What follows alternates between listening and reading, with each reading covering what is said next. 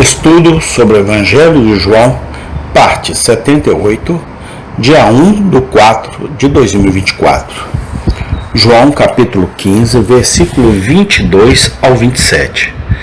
Se eu não viera, nem lhes houvera falado, não teriam pecado, mas agora não tem desculpa do seu pecado. Aquele que me odeia, odeia também a meu Pai.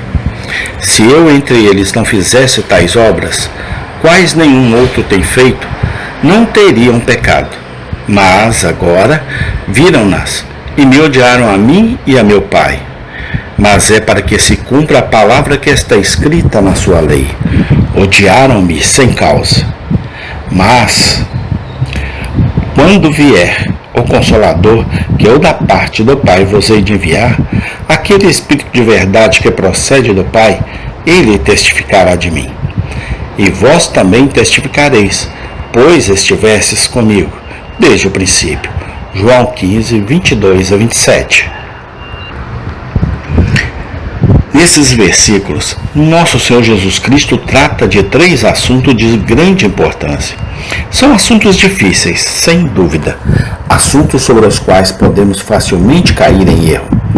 Mas as palavras diante de nós lançam muita luz sobre eles. Devemos observar, em primeiro lugar, como nosso Senhor fala do mau uso dos privilégios religiosos. Intensifica a culpa do homem e aumentará sua condenação. Ele diz a seus discípulos que se ele não tivesse falado e feito entre os judeus coisas que ninguém jamais havia falado ou feito antes, eles não seriam culpados de pecado. Com isso, devemos lembrar, ele quer dizer, eles não eram tão pecadores e tão culpados como são agora. Mas agora eles estavam totalmente indesculpáveis. Eles tinham visto as obras de Cristo e ouvido o ensino de seu Cristo, e ainda assim permaneciam incrédulos. O que mais poderia ser feito por eles? Nada. Absolutamente nada. Eles pecaram voluntariamente contra a luz mais clara possível, e foram de todos os homens os mais culpados. Vamos estabelecer como um primeiro princípio em nossa religião que os privilégios religiosos são, em certo sentido, coisas muito perigosas. Se eles não nos ajudarem em direção ao céu, eles apenas nos afundarão ainda mais no inferno. Eles aumentam nossa responsabilidade. A quem muito é dado, muito será exigido.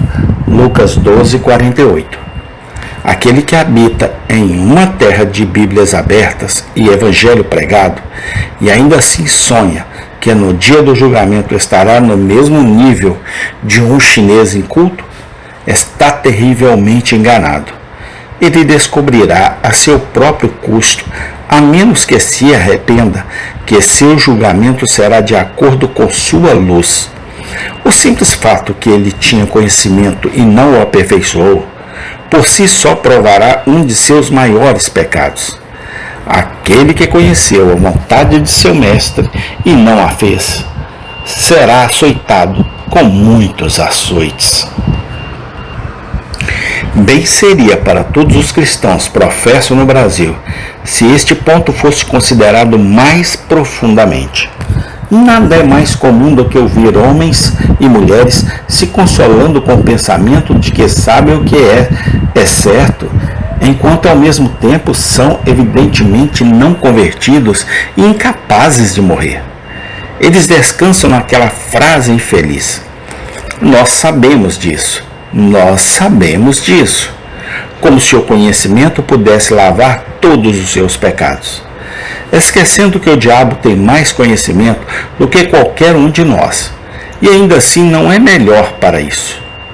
Que as palavras ardentes de nosso Senhor, na passagem agora diante de nós, penetrem em nossos corações e nunca sejam esquecidas. Se eu não tivesse vindo e falado com eles, eles não seriam culpados de pecado, mas agora eles têm nenhum manto para o seu pecado, para ver a luz e não usá-la. Devemos observar, por outro lado, nestes versículos, como nosso Senhor fala do Espírito Santo. Ele fala dele como uma pessoa. Ele é o Consolador que há de vir. Ele é um enviado e prosseguindo. Ele é aquele cujo ofício é testemunhar. Estas não são palavras que podem ser usadas para uma mera influência ou sentimento interior. Assim, interpretá-los é contradizer o senso comum e forçar o significado da linguagem simples. Razão e justiça exigem que entendamos que um ser pessoal que é mencionado aqui, mesmo aquele a quem somos justamente ensinados a adorar como a terceira pessoa na bendita Trindade. Novamente, nosso Senhor fala do Espírito Santo como aquele que ele enviará do Pai e que procede do Pai.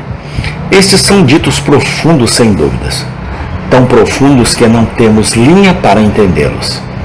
O simples fato de que durante séculos as igrejas orientais e ocidentais da cristandade estiveram divididas sobre seu significado deveria nos ensinar a tratá-las com modéstia e reverência.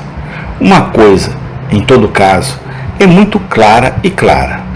Há uma conexão estreita e íntima entre o Espírito, o Pai e o Filho. Por que se diz que o Espírito Santo foi enviado pelo Filho e procede do Pai? Neste versículo, não podemos dizer, mas podemos tranquilamente repousar nossas mentes no pensamento expresso em um credo antigo que, para sempre, prestemos atenção à nossa doutrina sobre o Espírito Santo. Certifiquemos-nos de manter visões sólidas e bíblicas de sua natureza, sua pessoa e suas operações. Uma religião que o deixa inteiramente de fora e não lhe dá lugar está longe de ser incomum. Tomemos cuidado para que tal religião não seja nossa. Onde está o Cordeiro? O Senhor Jesus Cristo. Deve ser a primeira pergunta de teste sobre nosso cristianismo. Onde está o Espírito Santo? Deve ser a segunda pergunta. Tomemos cuidado para que a obra do Espírito não seja tão enterrada sob visões extravagantes da Igreja, do ministério e dos sacramentos, que o verdadeiro Espírito Santo das Escrituras seja completamente esquecido. Se alguém não tem o Espírito de Cristo, não é dele. Romanos 8, 9. Devemos observar por último, nesses versículos, como nosso Senhor fala do ofício especial dos apóstolos. Eles deveriam ser suas testemunhas no mundo. Você também dará testemunho. A expressão é singularmente instrutiva e cheia de significado. Ele ensinou aos 11 o que eles deveriam esperar que sua porção fosse. Enquanto vivessem, eles deveriam dar testemunho de fatos que muitos não acreditariam e de verdades que o coração natural não gostaria.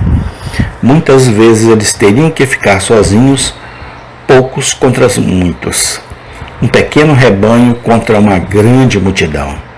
Nenhuma dessas coisas deve movê-los. Eles não devem considerar estranho ser perseguidos, odiados, combatidos e desacreditados. Eles não devem se portar com isso.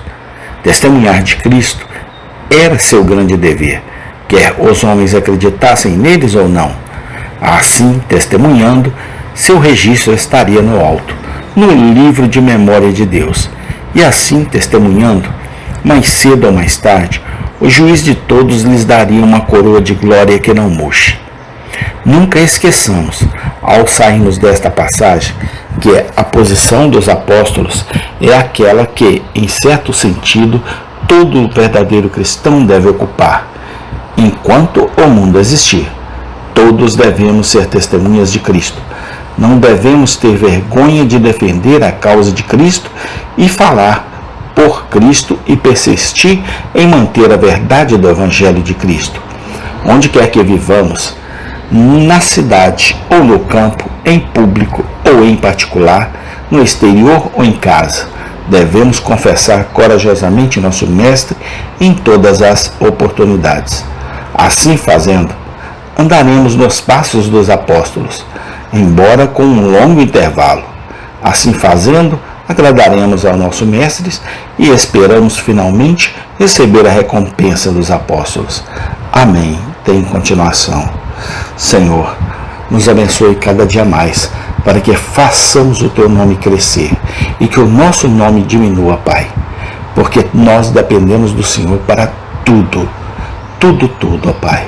Dá-nos da Tua bênção, a Tua graça e o Teu renovo, no nome do Senhor Jesus Cristo. Amém.